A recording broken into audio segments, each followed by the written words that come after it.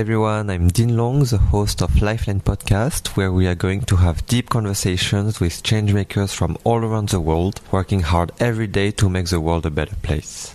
My guests share about their journey, what impact they are having, what are their challenges, successes and lessons learned along the way, and I hope you can take away a few things from these role models and apply it to your own journey as a changemaker.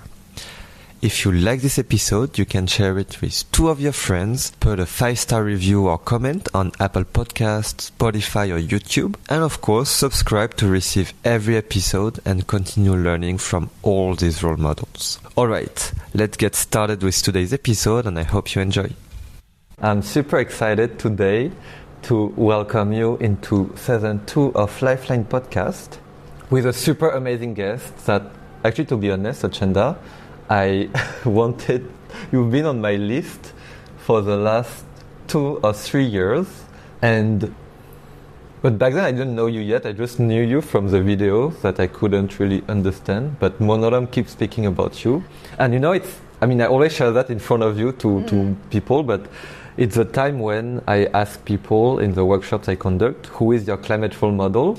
And everyone says Sochenda, ZEROW. And I start to notice, who is she? Because she never joined my workshops. So who is she? But everyone was so inspired by you to take climate action. So I started to follow you, and then little by little we started to meet. Mm-hmm. We started to do videos with Monoram, who's episode 43. You even joined programs from Melanie, who is episode 42. A lot of dots are connecting. So super happy to welcome you. People call you, the newspaper call you the queen of zero waste. The zero waste girl. The zero waste girl. So let's break down all of that today. Super excited.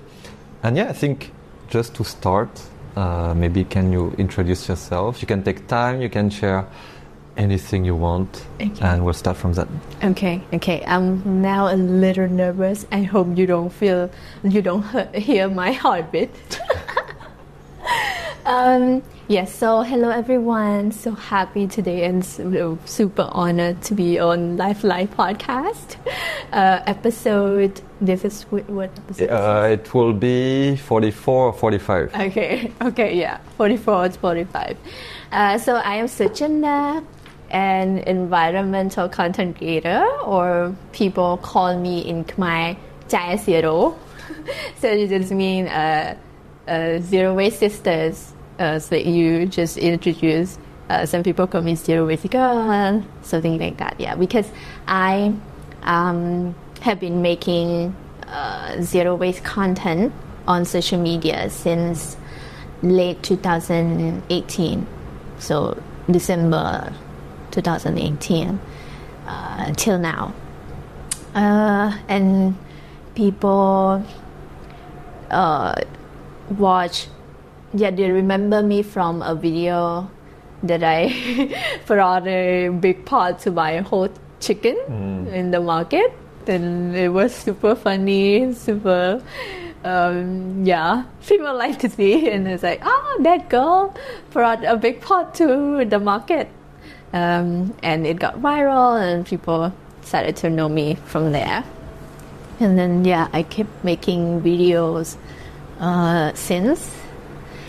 And I surprised. It was a surprise that people started to comment and message me, or they said, they found inspiration on my channels called ZEROW, ZEROW, with the W for the waste, so zero waste. They keep commenting and message us on ZEROW that thank you for making the video, give them inspiration to do the same. They might not start to go zero waste yet, but at least they stop using plastics, single-use plastic items, blah blah blah. So this is the inspiration for me to keep doing it for 5 years now. Wow. So 5 years of content creation on environment, zero waste lifestyle, and the chicken on a pot. Yes. Yeah. Have you ever done any other video where you maybe like a updated version of the chicken in the pot? Yeah, it's not like an updated, but I did actually that video, like a 17-second video of me. It's the new one that I filmed this year. Yeah, I brought a smaller pot to buy seafood, and it's only 17 seconds, and it got 1 million views on Facebook. Yeah. So yeah, every time we brought a pot to the market, people like to watch. That's the secret to becoming viral, just bringing the pot to the market. Cool. Yeah, we'll come back to that. And I know, I mean, this is one part of ZEROW, right? The content creation. It's also how you started. Maybe let's start with a big overview of everything you are doing, so that the audience has the overview. So there is ZEROW, I mean, more like the digital advocacy. Yeah. There is also I will just list them, then I'll let you elaborate. There is like the workshops that you do, like in-person workshops in companies or NGOs. You have the Zero Waste station. Yeah, ZEROW station. And well, is there something else? Well, I think that's all. Okay, yeah, maybe, do you want to elaborate on all of that? Yep. So I'm actually doing this all of it, you said, full time. I quit my job a few years after creating the channel ZEROW. Then to survive, so start brainstorming how I could live doing this, doing what I want, doing what I'm happy and passionate for. So I actually first people start reaching out to me and ask, do you do this workshop? Because I did like soap making video on social media, and then company reach out to me, do you do soap making workshop? And then say, can you be guest speakers and share about your experience as a zero waster, or can you give some tips to our employees for like live a zero waste lifestyle or being more zero waste in the company, all of that. So it started from there, from just go to talk, and then I start offering it as a service, as a workshop.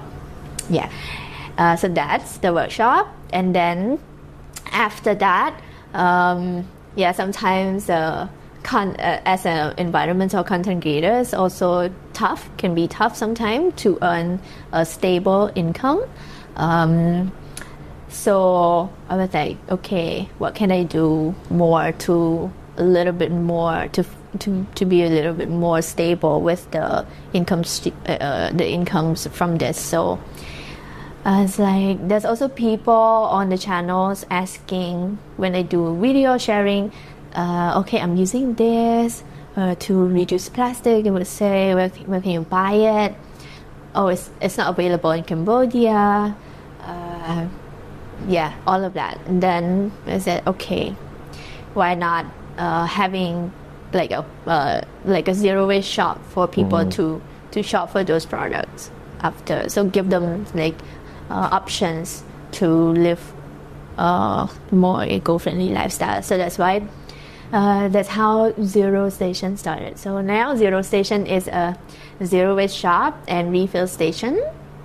That's Cambodians can go to refill their cleaning products or find other eco-friendly products they can use instead of plastic products. I think. Yeah, and also what I was thinking actually is also on the content creation. You also create content with clients. So right. So the majority of my works actually on the content itself, getting content as a service as well. So in my case, my channel, I cannot put the ad stream, so earning money from Facebook itself. So we offer content production and distribution services to NGOs and companies or small businesses that they want to promote their products or sustainability practices in their organization. So we can sort of translate the success and spread it to more to wider range of audience on social media. Yeah, I really like it how the approach, you are doing a lot of things, but all of this is based on what people have been telling you, right, after seeing your content. So it's not as if you start doing, random things. It's more like you do your content and people reach out to you, hey, how do you do that? Do you do that? Can you do that? So I think it's a super good approach, which brings me to my next question, which is, when you started, back then, you were in Hungary, right? Yeah. Did you ever think that first you will be able to live out of it? And second, did you think that you would be even full-time? Is it something you thought about when you started? No. Actually, I started making content because I was feeling lost. I didn't know what to do in life. I was studying business administration, so the major is quite broad. So it's okay, what do I do when I finish my study there? And then I was stressing out, and then but I have came across the concept of zero waste before, and then so I also want to challenge myself and try something new. Then I said, okay, why not combine zero waste and content creations and see how it goes as a hobby. So never thought of living out of it or being full-time with it. When was the moment where you were, I don't know how to phrase the question, but okay, you start as a hobby. When was the moment you realized, this is much more than a hobby? When I can earn a little bit of money. When was the first time you earned a bit of money? Actually, it was when Vapator at the time they reached out to me. They were like, okay, we like your content. We want to support you to make more. So you keep making your content and we will support you. We will give you some budget to do that. So I keep doing what I'm doing. Nothing changed, but I get money. So it was a really good. And it was like, okay, maybe after that, there's a lot more things happens, and a lot of things were going on, and until now that okay. At first, Wapator reached out, and then there's also other small businesses. They reach out. Okay, we have this product. I want you to promote it. So there's some product that I don't promote because it's not aligned with our concept, but some we do. So it was also okay, how much do I charge? I was in Hungary at the time, and I don't know a lot of other content creators in Cambodia. I have no one to ask okay, how much did you charge for your video? So I was just eyeball it and test it out if people random number. And then even if I do research, it's not applied to Cambodia's rate. It was it's only Western rate, country rate, so it's not. So I just start testing out. People agree with that price, and I see okay, this is can be the base price, and then later on I know other content creators, and then we talk and share, learn from each other. Actually, after Wapator, I think I came back to Cambodia for during the summer break, and then I got one of my it's like, wow, I feel like it was a really big project. It's not a lot of money, but I feel the brand is quite big.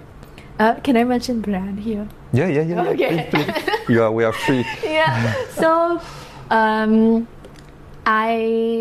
got a chance to film a video with another content creator. He's really famous, and we were filming it for ASEAN Mall. Yeah, and back then I was I think it was the first one that I made for clients other than Vapator as an organization that reached out to me, but as a client, so do it for business. I think that was the first one. And then it's like, wow. Yeah, I it's kind of opened me up to, wow, content creator. Okay, they can charge this much and this much. And back then, I can also, because I was filming with another content creator, and he's very famous. He's in this industry for a while. So I was kind of asked him, how much should I charge for this? And then he recommend the price range for me. So it was good. And the experience as well was good. Like, it's not only about the money, but also, okay, now I'm going out to film with other people. Feels like, wow, the cameraman. Yeah. It's weird, like saying, oh, there's cameraman. But you know, when you're being like just a content creator as a hobby, you do that yourself. You have your own camera at home, you film yourself. I don't allow anyone to be in the room. So, I'm shy and I want to speak to the camera alone.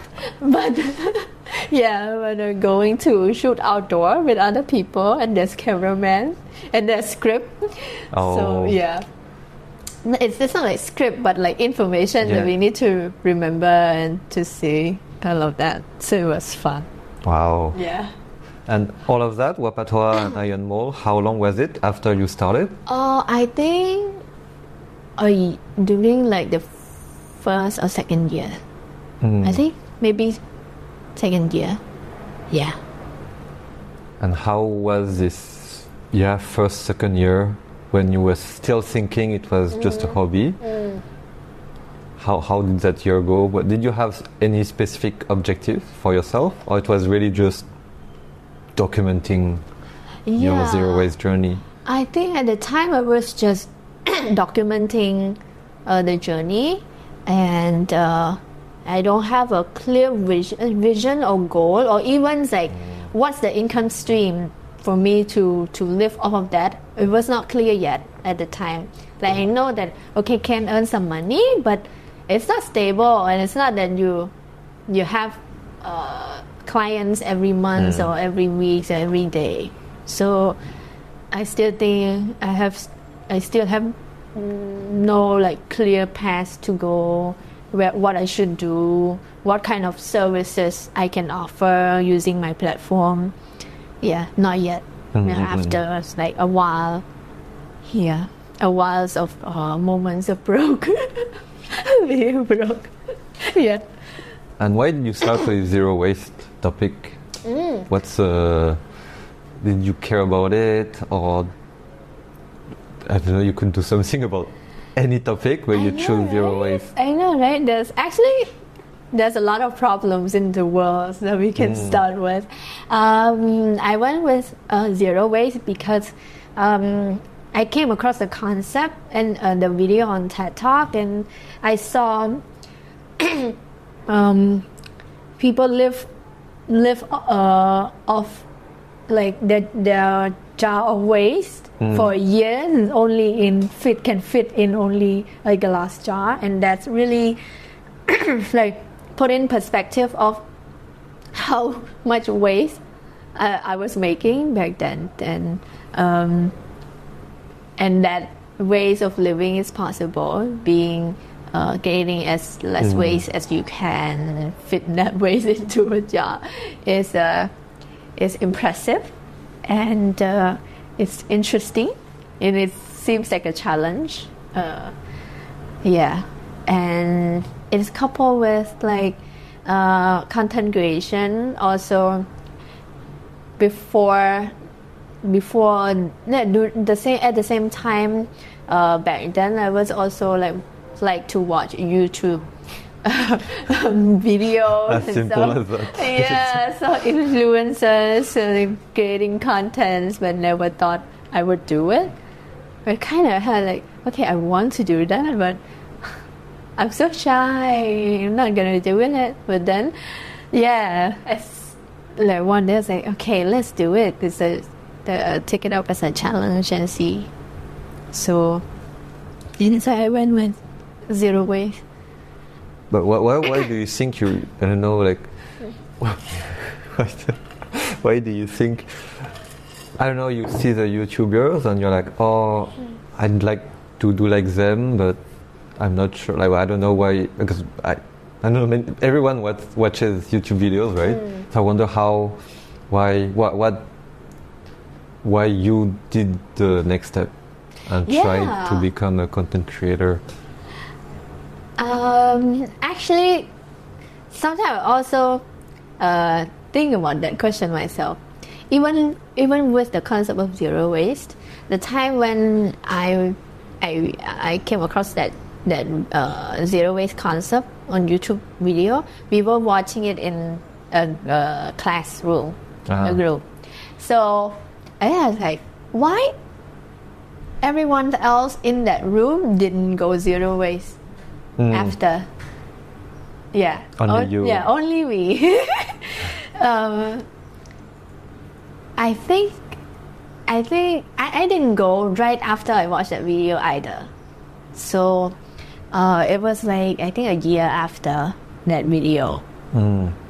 After I came across the concept, I think there's like law of attraction for me to start thinking of environmental problem and see it as a problem before I don't even recognize it as a problem.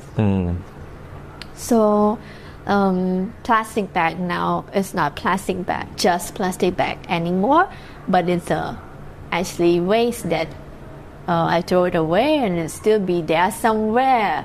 Like all the plastic bag that I have been using for my entire life, or like other plastic items, is still somewhere on Earth right now.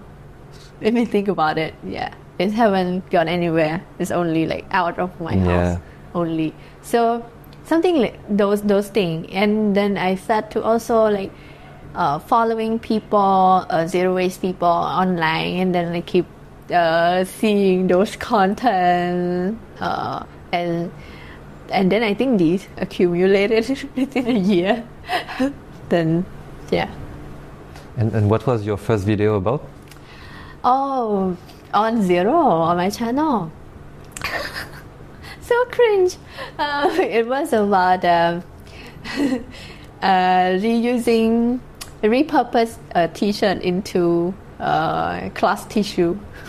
Yeah, and I actually sneezed in the video for a dog. Yeah, so yeah, and it was so cringe. Don't check it out. It's online? Yeah, it's online. I'll put the link. No, I think I also do it in English.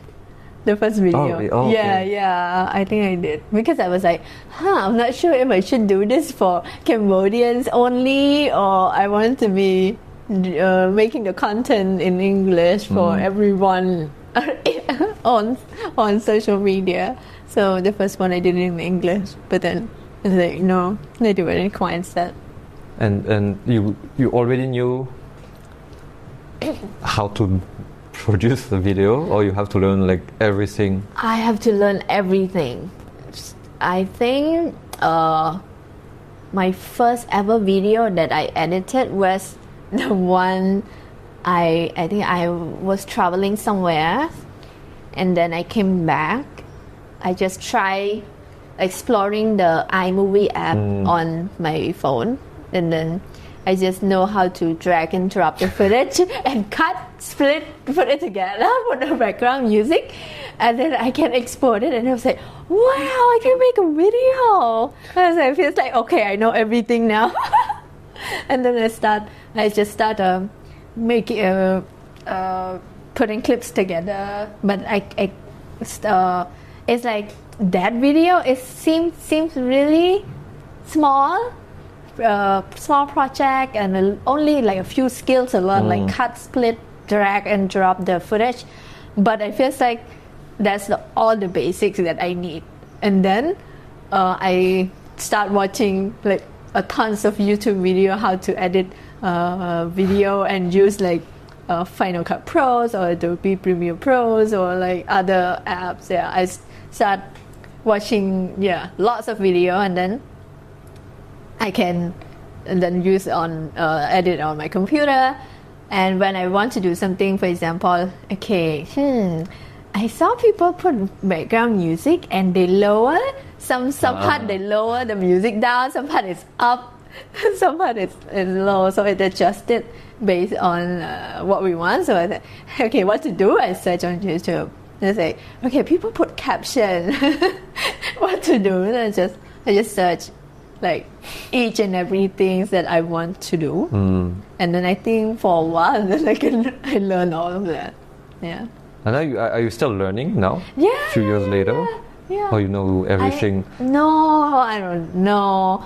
I still learn, but it's just now I kind of keep my video very simple, not a lot of like facts or lots of technical stuff on the editing part. Yeah, so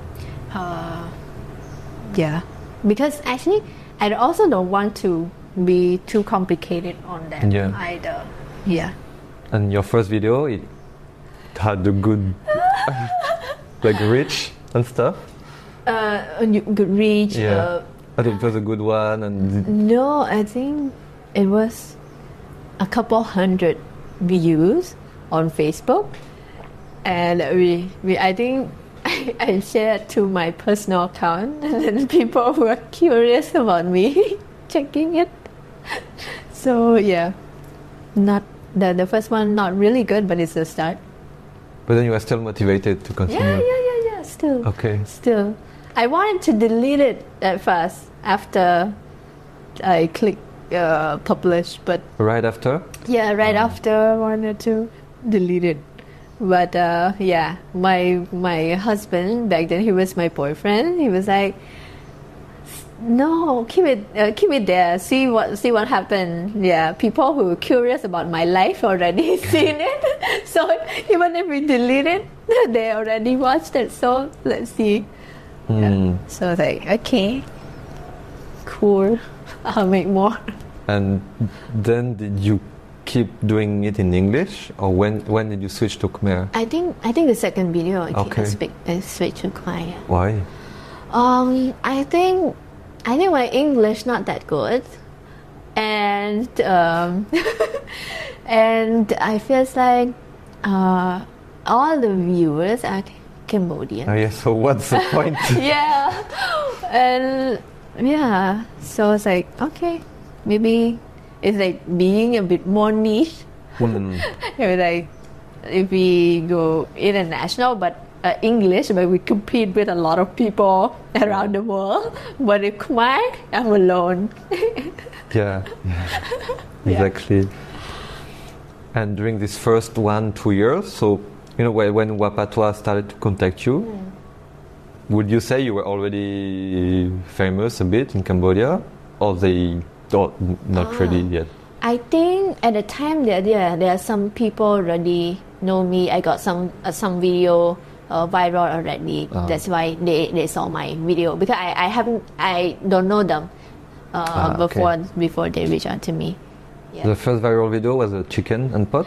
Actually, there's a that one is like the viral. It's like hundreds or 200, a couple 100K. But before that, there's some like 20K, 50K as well. Yeah. What was your first 20K? And how was the feeling? It was like, I don't know. I think I was excited, but I forgot which video. I forgot. Yeah.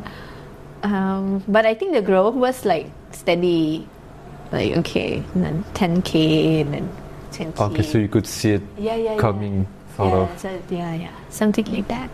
Okay, interesting. And I think maybe the video about the type of plastic, I think that one also, like the first few one that people I started showing, okay, what's the number one, what's the number two label on plastic, what's the type, what does it mean? I think that one. No, so cool. I mean, it's I love to understand how people start, how easy it is, also the small milestone, right? I mean, for some people 10K is like it's distant dream, or maybe for the big influencer 10K is nothing, but at some point for someone 10K is already like it's like big milestone, right? I know, it's super cool, and I think throughout this whole journey, I don't know, what would you say are your proudest videos that you did, whether it's for yourself or for clients?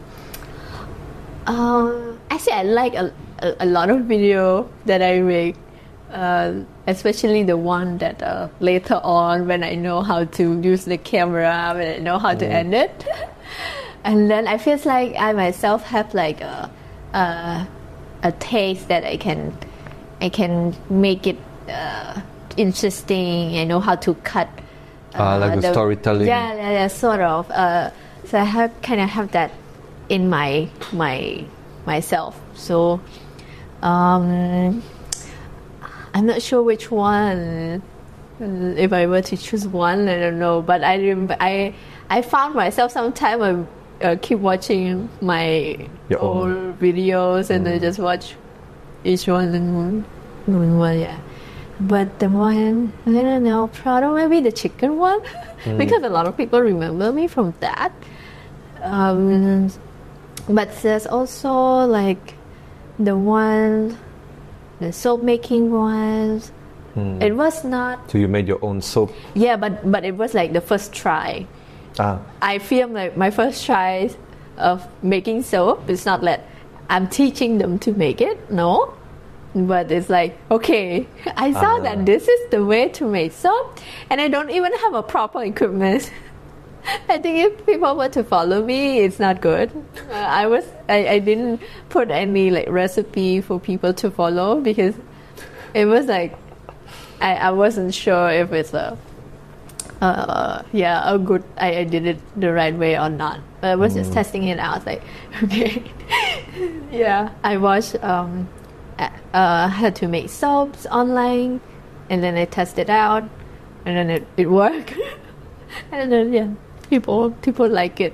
I think people like to watch the journey. And they can relate maybe better to you. That they're like, okay, she makes mistake, but she still manages to do it, like most people, actually. And what would you say? You mentioned like you started to learn, how to make videos and the storytelling and everything. What would you say it's, I don't know, a good recipe for not for soap but for video? I think a good recipe would be, I think it would be your natures as well. If you have the natures in yourself when you're watching other people's video, and you can pick up those elements from other people's work. Like for me, I can when I watch other people's video, I can see that they start the video by saying this for this long, or like I see how they cut between each scene to each scene, how they swap up, how they like don't put like the whole A-roll video for a long time. They put B-rolls and stuff. They adjust the sounds, the text, all of this. I kind of pick up when I watch, and I kind of have the aesthetic ways that I like. And then I can bring that and then research, okay, how to do it, or like how I think of that thing when I film the video. Actually, when I first started making video, I don't prep. I don't like have a pre-production plan or anything. I don't have Press script. play. Yeah, I don't have script. I just have the idea in my head.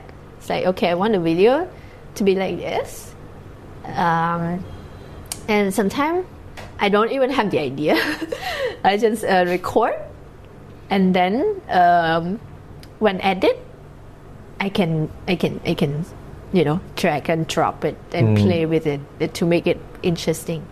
So the recipe, so one is in your nature, that you can see something like that, because I met with people that they cannot, but they're good at something else.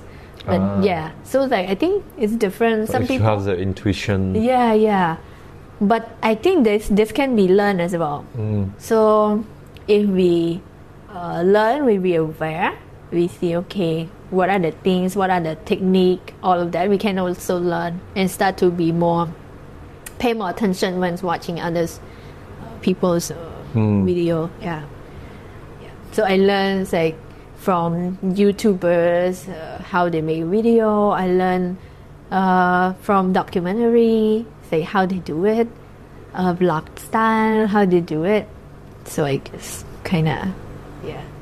Well, what's your ratio of doing videos without any plan before or without a clear plan? Ratio for this whole time? Yeah, I don't know, like yeah. I don't know. So in the first 2 years, I think almost 90%. But then later of no plan. Of no plan. Okay. 90% of the video of no plan. Like I need to post the video on Sunday, and then I have like on Thursday I was like, okay, what should I do? What topic? What should I try so that I can film the video? So yeah, on Friday I start filming. Or like on Saturday I film, and then on Saturday night or morning, Sunday morning I edit, and then I post it in the evening, something like that. Because every video every week quite a lot of things have no time to. Yeah, have no time to. And I was studying at the time, not full-time content creation. Yeah, but later after I like encounter with projects, for example.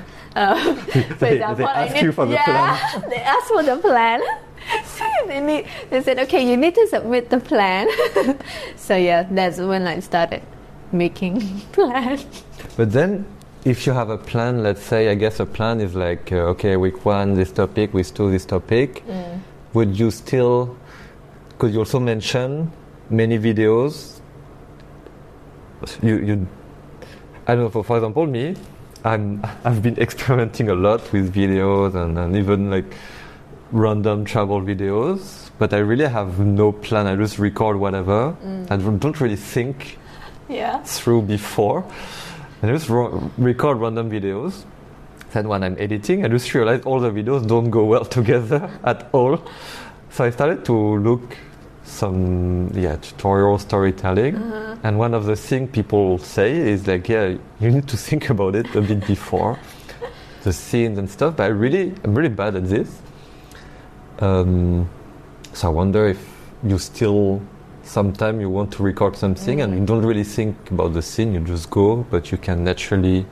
I think so. For like project that I really like put my effort into. I have my pre-production plan. I have like, okay, what sometimes also already prepare my hook and my ending. And my key point, what I want to say. And then I also think of a shot list. I list all the shot that I want to. The shot. For example, sometimes also imagine the script or like kind of write it roughly already what it is I want to say, and then I only say, okay, what I say, I have to have a footage of that to back it up, so that people not only see my face talking about it, but what it is. So that's roughly the plan. So if I don't do that, this mindset is still in my brain when I do it. Yeah. So, for example, when I do something, when I film about something, I will say it, right? I will record myself talking about it in front of the camera, and then while I talk about it, now it come out. Okay, I talk about this, so I need this footage. A shot about this. Yeah, shot about this. So put it together. So yeah, after finishing a roll shot, then I do the B-roll shot. So after that, I can, in the editing, I can like kind of switch it, like cut it out, to make it interesting. Or some other style now that I just adopt and I also really like, and I saw in Cambodia it's really it worked quite well. It's voiceover. A lot of people do voiceover. It's like, so it's easy. You don't have to show your face. Yeah, show your face, or like be ready in front of the camera at the moment to say things. So you just film, and then sometimes film, and we can also say it, say something there, and then the part where we don't have the information recorded, we can voice over. So like it's a mix, and I think it's the variety is make what it makes the video even more interesting. Like some part you have your face saying it, some part there's an original sound that, but if the information is lacking, and to fulfill the storytelling, we voice over and with the footage. Yeah, and because when I see that it works, because if we film ourselves talking, it's just us, our face is kind of boring. But when we film the activity and then voice over later, so the shot is actually changing many times. It's not only because it's the activity, so people like to watch the activity and listen to you describing about it or telling the story. So I think that style also works well, and I find it not a lot of preparation needed either. Because you can always save the video in the voiceover. Yeah. Were you always comfortable in front of the camera, or listening to your own voice? No.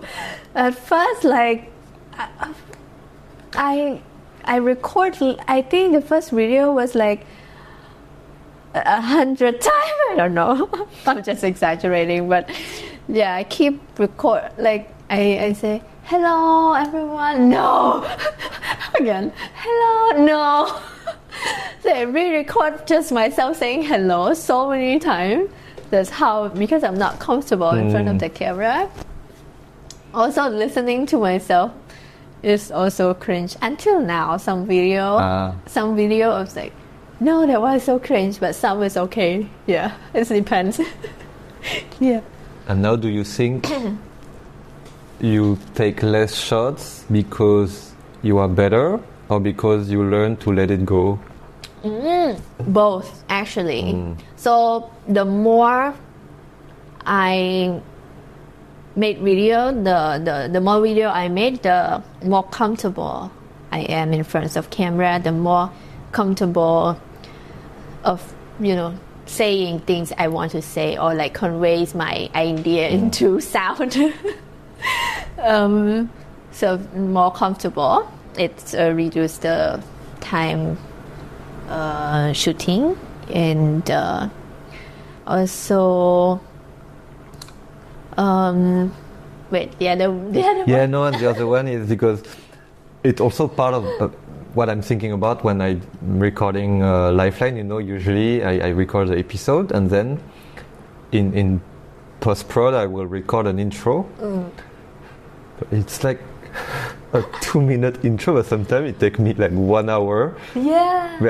I mean, it takes a lot of time to write, but then just to record, and I'm never happy.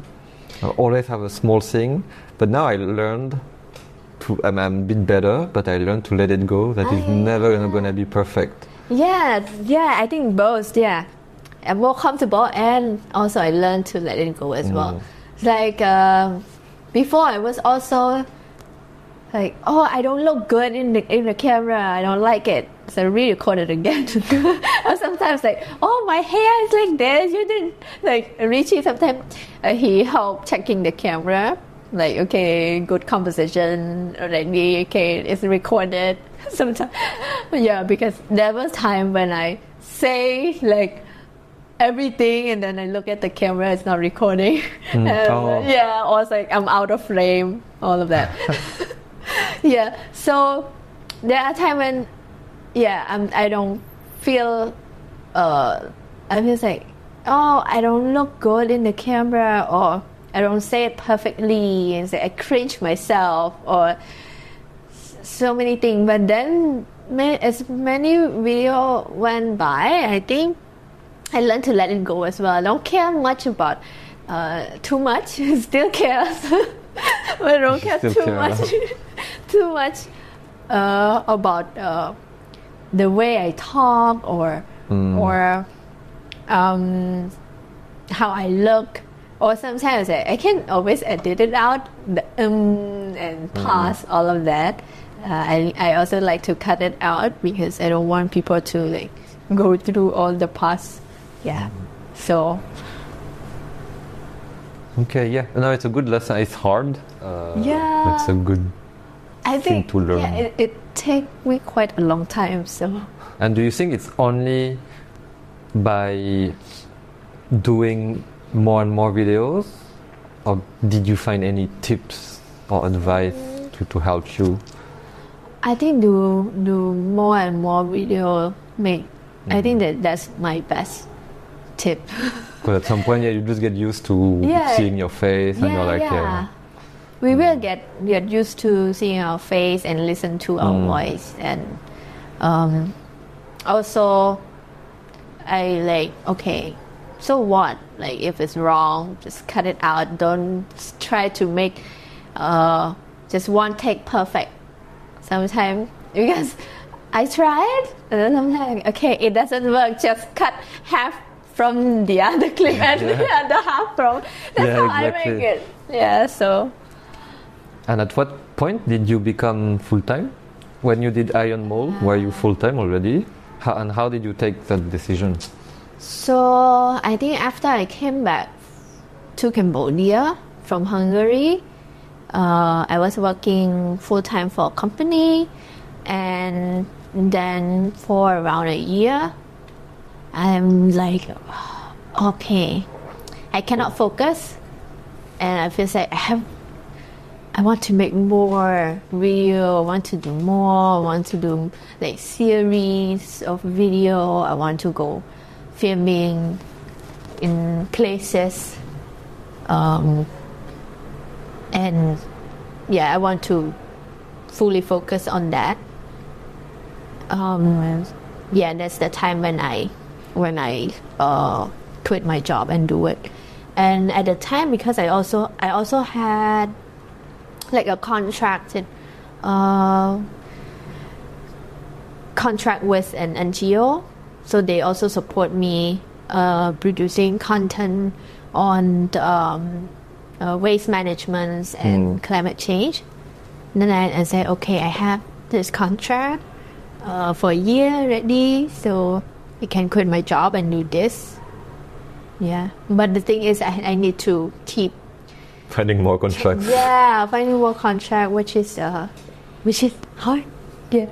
But were you afraid of? Yes, I am still.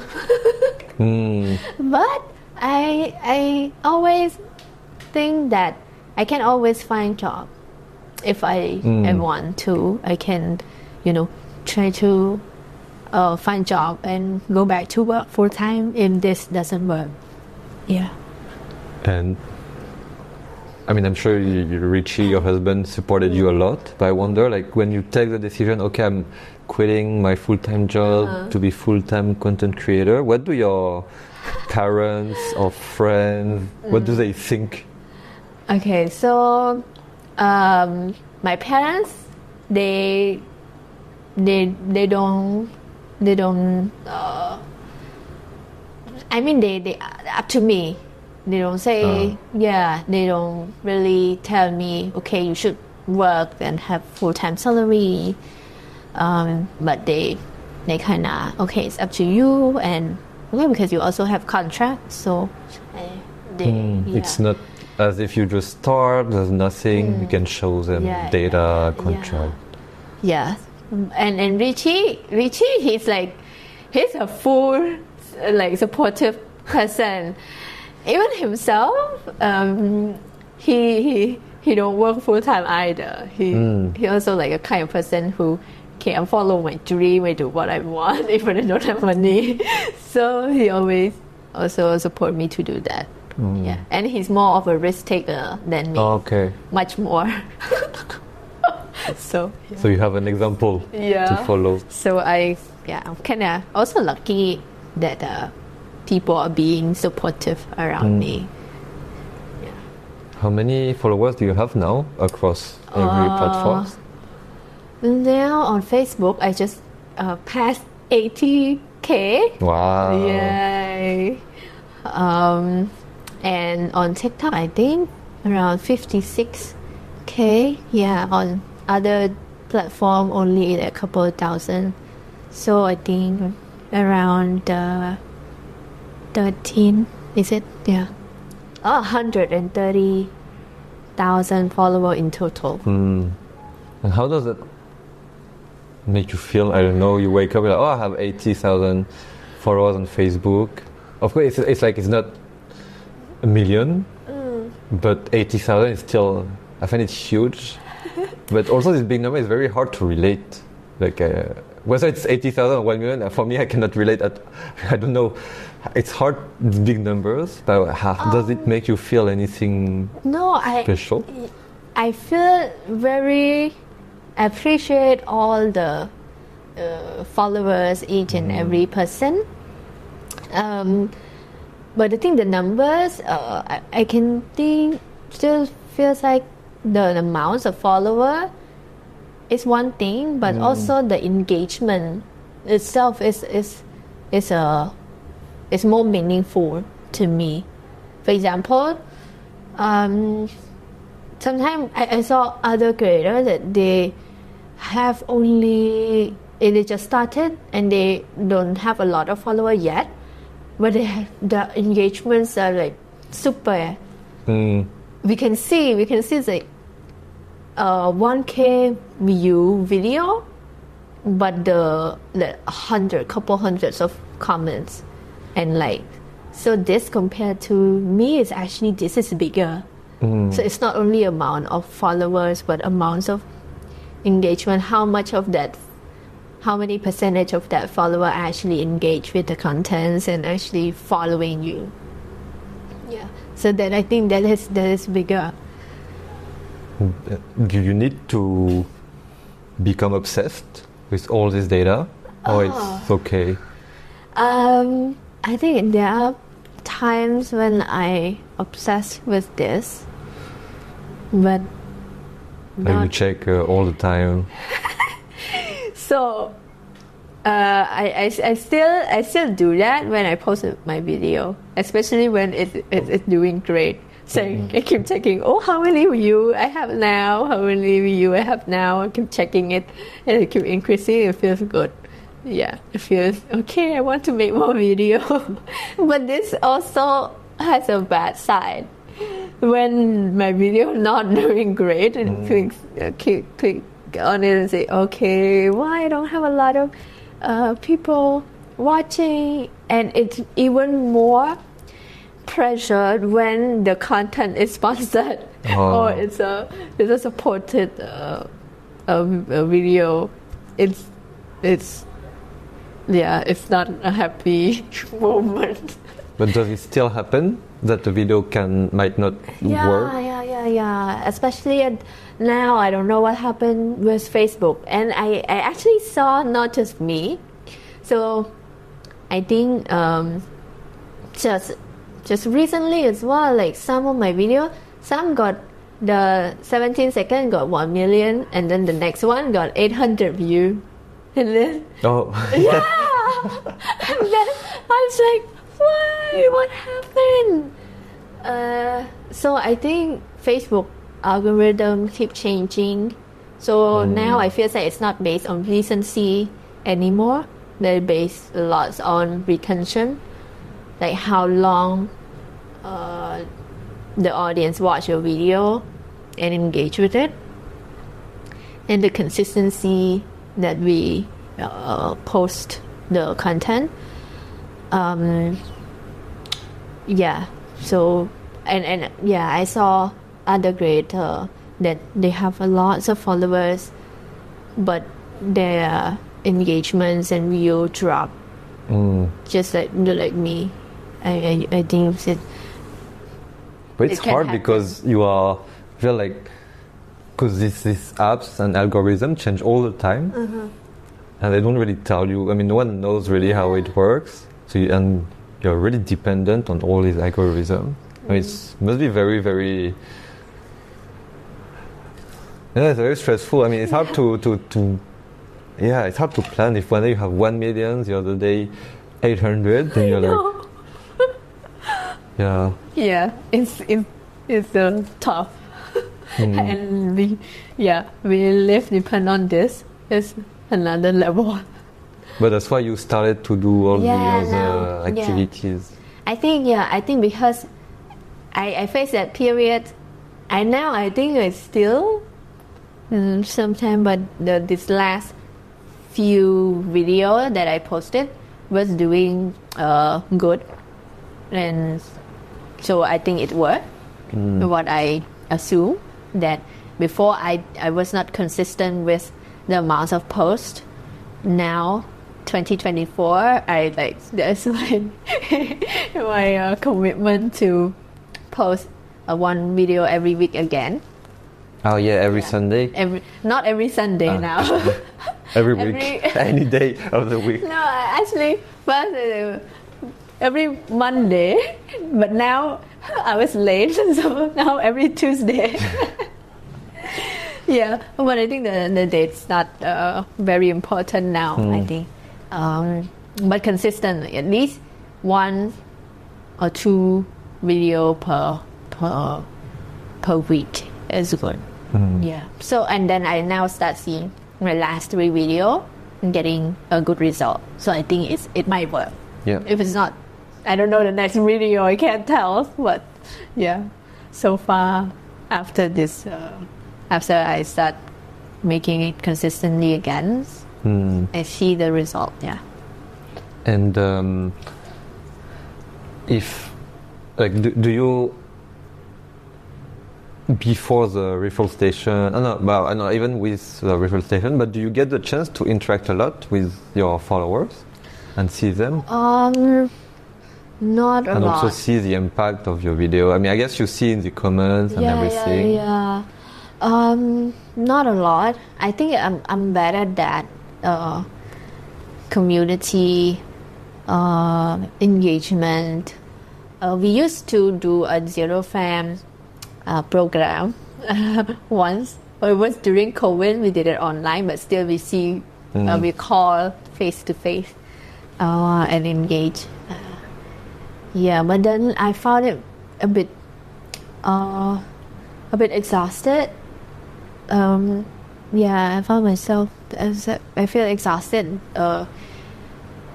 doing that. Maybe because of the program I was designing, that we meet every week for 3 months and catch up and learn new things. And every week we also like me and another. I have a team for that program, and we make content specifically for that group. So I feel like there was a lot of work at it. So it can be because how I ran the program was making me feel like, okay, this is exhausting. Yeah. But you're hosting a meetup soon, right? I'm not the host, but I'm the guest. Yeah. I'm the guest. Yeah. So there's the help from other people to host it, like a collab. Yeah. And like, let's say I'm a follower. I am a follower, but let's say I'm not. Anyway, I feel like people watch in general for all content creators, but we follow YouTubers or any content creator, and because you shared a lot about the struggle, like, or reshooting the video 100 times. What would you say are the most, like, the invisible part of being content creator? Because I think many people know you through your videos, and they might think, oh yeah, she has such a nice life, she goes to the market with her pot every day. But many people don't see the invisible. Yeah, the behind the scene. So what would you say are the things that most not misunderstanding, but the thing that either you wish people knew more about being a full-time content creator, or you think people have no idea, or the difficult part? Yes, I think in terms of content creation, yes, a lot of behind the scene moments that I think lots of viewers don't know. For example, to be able to get to create that video 3 minutes or 5 minutes to post, it actually a lot of work are put in there, and even if I don't plan a lot, there's still a lot of preparation.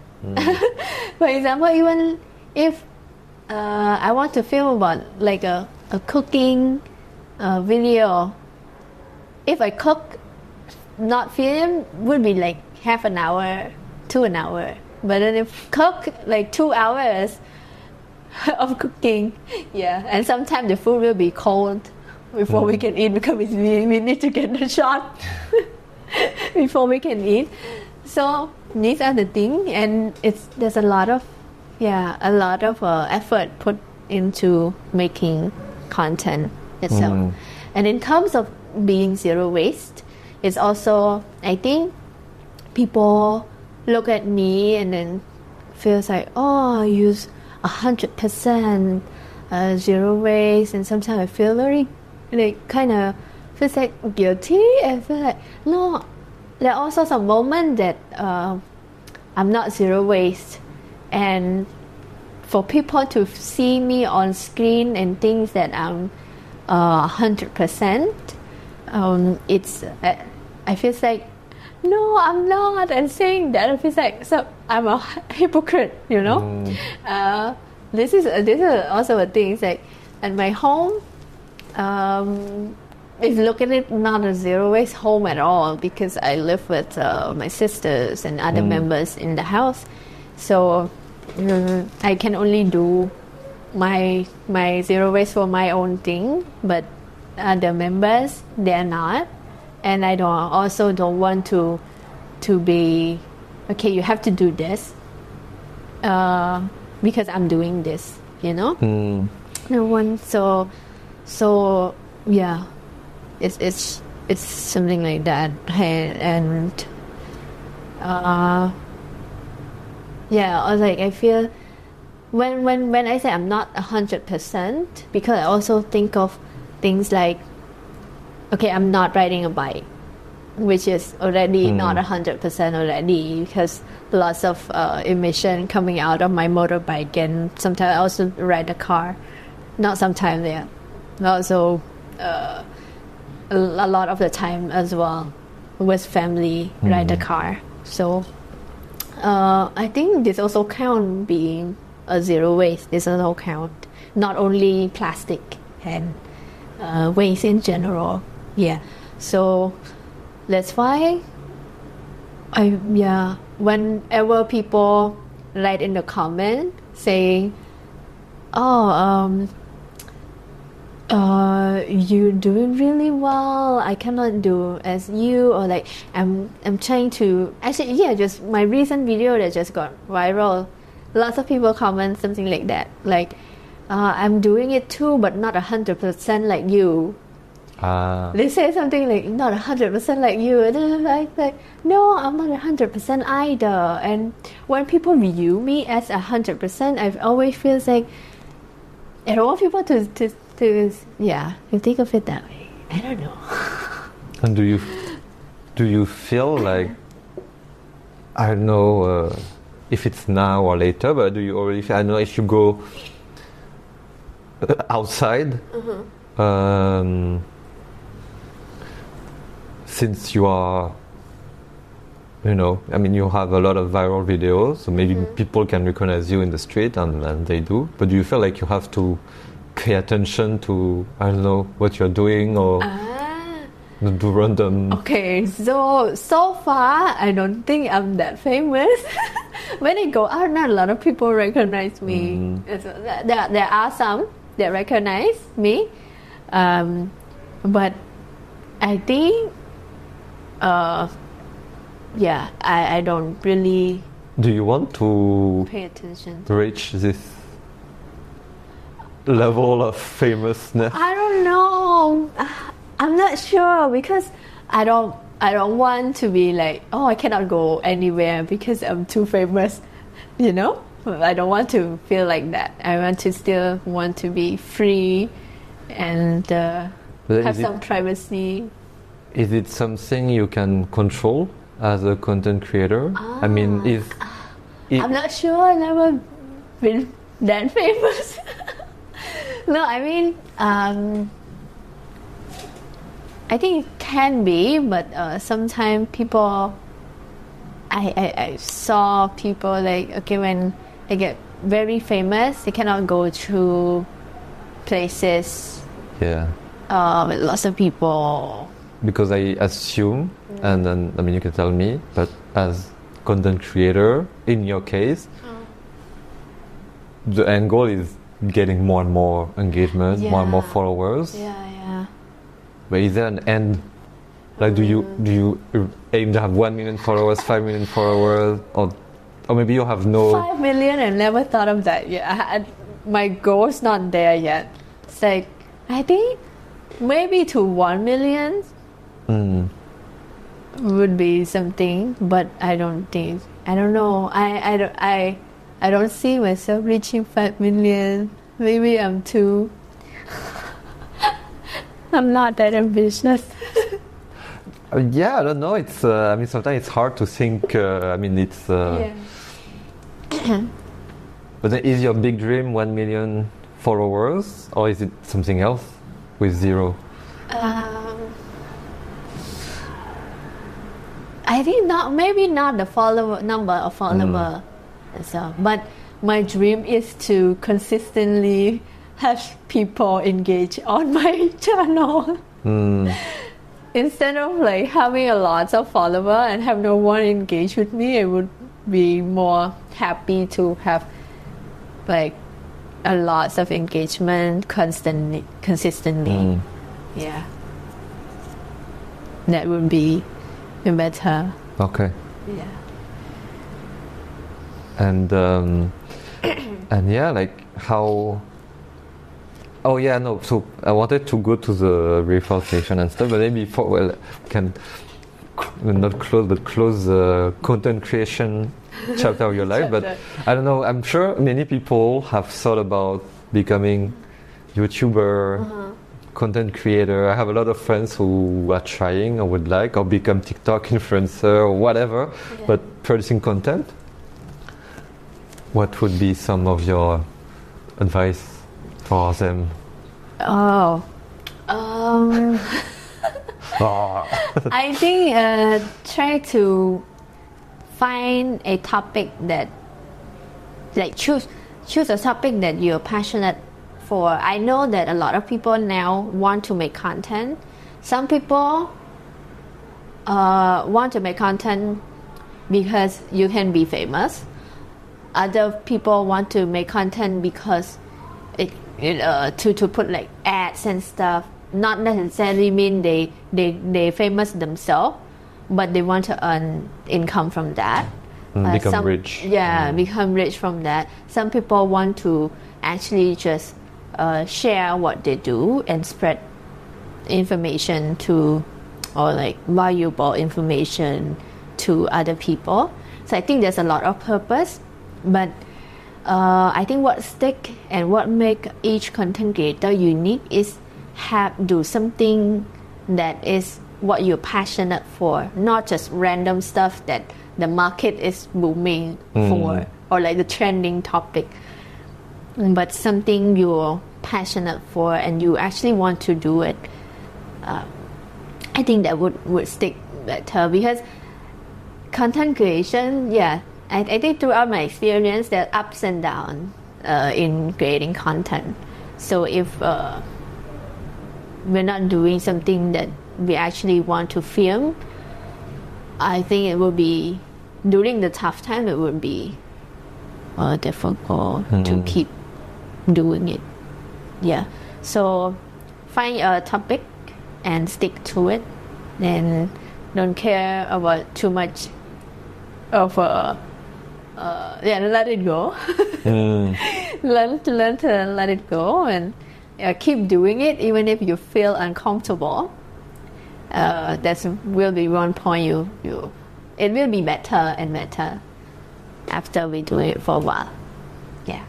And publish it. Another key point is to publish your content that you created. You just started by publishing on your own account. Did you do anything special? I did on my page, not yes, on account. I mean, you started the page from scratch. Yeah.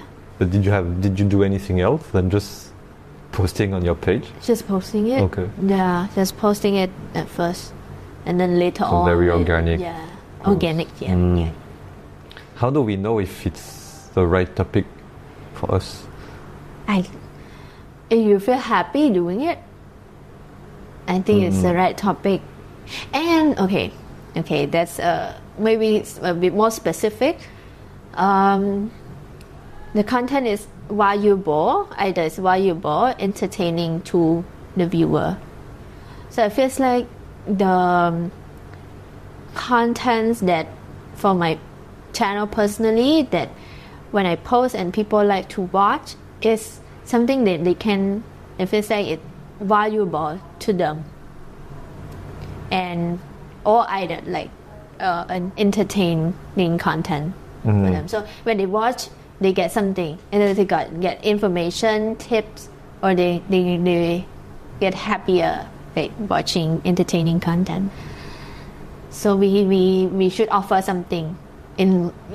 Sometimes we feel like if we're doing, when we first start creating content, and then we start vlogging our life, a day in a life, I think maybe don't start with just a normal day in a life. Try to like highlight the valuable lesson in your life to the audience, instead of, because when we first created, no one knows, so we're not famous, no one gonna care how our day look like. So but if you already get famous, people would care. You would care. They even want to know how your kitchen look like. It's super interesting, because let's take the vlogging example. So someone random who vlogs, I went to Singapore, I went to Marina Bay, whatever. Okay, maybe your friends will care because they care about you. But how can you elevate the content so that someone you don't know enjoys it? And I really like this, because it's someone who asked me, and I was involved in the I was facilitating like an improv workshop for TEDx Hanoi, and I was asking the guy who selects the TEDx speakers, what is one criteria you use to select the speakers? And he told me exactly what you just said. Like, let's say you go on holidays and you have a photo album. Is the photo album only interesting for your family, or is it interesting for people who don't know you? If the story you share is interesting for people who don't know you, then he will consider. And I really like this distinction. And yeah, well, speaking about TEDx makes me think that you did a lot of TEDx videos also. So yeah, can't wait to watch them. Okay, yeah, so good tips. Good tips. Yeah. So yeah, so the first one, find a topic you really care about. So don't start being content creator for the wrong reason, which is you just want to become famous or you want to get rich. Second is valuable content or fun content that even people you don't know might be interested in, not only your parents. And the last one was What's the last one? what was the last one? I think the valuable content is the Okay. keep doing. Oh yeah, no, and don't be too serious. Learn to let it go. I love it. So I know you have to go, so maybe I'll just wrap up with a few questions I like to ask. The first one is, how would you define yourself in 3 hashtags? She's not excited about this question. Okay, I'm not prepared at all for this podcast. Okay, hashtag Zero Waste Cambodia. Okay, 3 hashtag. Hashtag, yes. Hashtag Zero Waste Cambodia. I don't know. Hashtag environmental content creator. What else what do you think would fit me?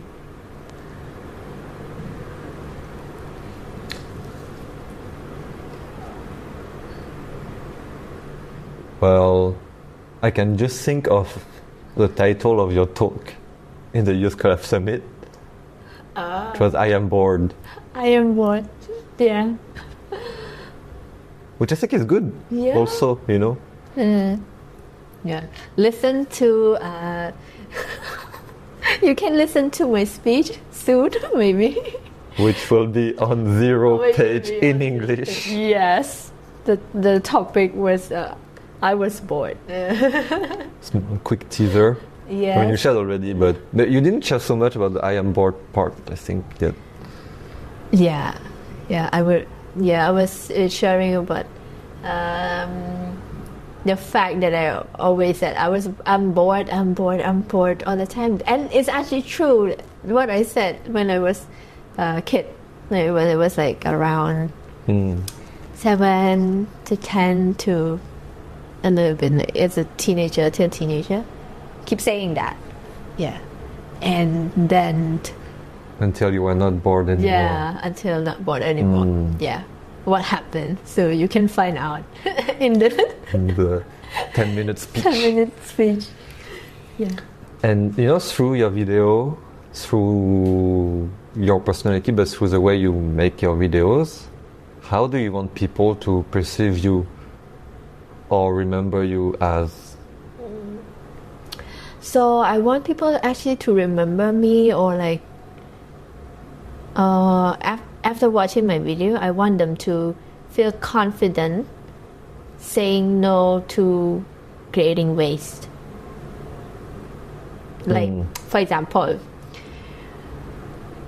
they are not afraid or shy or ashamed to say, I don't want plastic bag, or I want to put my coffee in my own cup. And they're not afraid to bring their own container to the restaurant, or pack their own food using their own cutlery, because they can say, oh, there's Giant Zero doing that. I want people to be able to do that. To say that.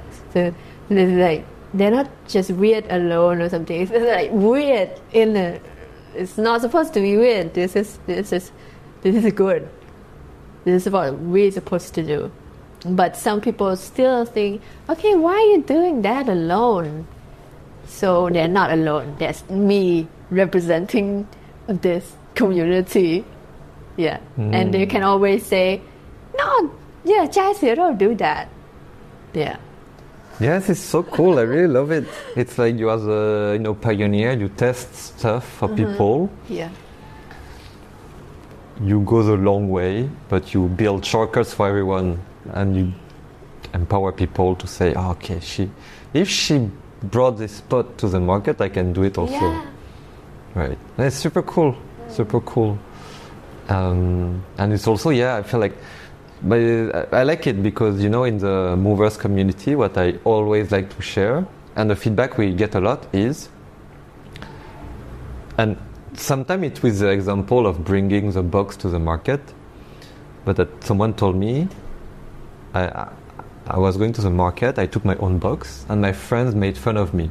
Yeah. And then she said that in a movers workshop, and everyone was super proud of her, and she was like, I should find people who are proud and find exciting what I'm trying to do, instead of people who make fun of me, because I know I'm doing the right thing. Yeah, and that is actually what I'm proud of myself during this journey as well, as a zero waster and content creator at the same time. This is actually what I'm personally, it's impact me personally. Is not only I adopt a zero waste lifestyle, but I feel like I have my own stand and I'm proud of it. So before that, when I was in high school, I was like, I want to be taller. My friends are taller. I want to be using this bag. I want to be able to do this and that. I don't look good enough. I was like, all of those comparison and being like a flow with other people, but having my own my own ground. But after being in zero waste, I'm doing something considered different, and as I open it up on social media for other people to see me doing that, and have actually inspired other people to do it too, I actually found myself like, okay, I found my own ground. Like, this is what I'm doing, and it's not even applied to only zero waste lifestyle, but it's also applied to my own self-esteem, my confidence, and I learned from being a zero waste is, having my own ground, standing for what I believe is right. Yeah. Wow, so cool. Yeah, and how can people support zero? But this question in two questions for the Cambodian people first. Okay. But then how can people who are not from Cambodia potentially support zero? Oh, okay. So the first part for Cambodian can support by watching my content, like, share, comment, send it to your parents. Follow for more. All of that. And if you are considering doing the same, living an eco-friendly lifestyle, you can consider my zero stations as option. You can try. If you were to buy eco-friendly product, can check out my shop first. That's a way to support me too. And also for Cambodians, like, if you're working in your company or you're working for an NGO, and I know that now companies, small businesses and NGO are working towards sustainability, and if there's a chance or possibility that can involve me, can support me, feel free to reach out. We can work together in terms of content production, distribution, promoting your sustainable practices, reach out to the right target audience in Cambodia. that is also a way to support me to be able to keep doing what I'm doing. Yeah. For people who are outside of Cambodia, I think it's the same. Can also, maybe you don't find the content useful because it's in Khmer, but if there's opportunity, we can collaborate across country. We can do that. Feel free to reach out, and if we can have like, I don't know, it's an opportunity, like grand opportunity that I can apply, you can send it to me, or like, I don't know. I think can always do something, support. Anything that can. Cool, anything people can do to support a climate activist, environmental content creator, please reach out to ZEROW. Oh yeah, maybe one more thing. It's like something I can learn as well. Can also share like resources that you think may be useful for me. Can also. What would you like to learn? I don't know, more. No, more related to climate change, climate actions. Okay, what's happening in your country now? So what's happening around the world that you want to share, or like very useful resources that I think I can adopt for my climate action series, content series in Cambodia that I can apply. Because actually, I'm planning to make more. It's like maybe. Start with a climate change 101 for Cambodia. So sort of resources, like that. Wow, so useful. exciting. Yeah. It's like new technique of, I don't know, some new innovations, new idea you can share. Yeah. Cool, so exciting. Can't wait to see all the new videos. And thank you so much, Sochenda. Thank you for having me. Thank you so much. So inspiring. Thank you for bearing the technical issues, which were not recorded, but we had a lot of. I was struggling with my mics. No, this is not a lot at all. I think it worked fine. Yes. Hopefully. Yeah, we'll see, because the recording cut. This is actually the first time we recording in this new mic, right? Exactly. Yeah, honored to be the first guest on the first new mic. Exactly. So I'm not 100% confident, but I think we have all the recording. Yeah. But yeah, thank you so much, Sochenda.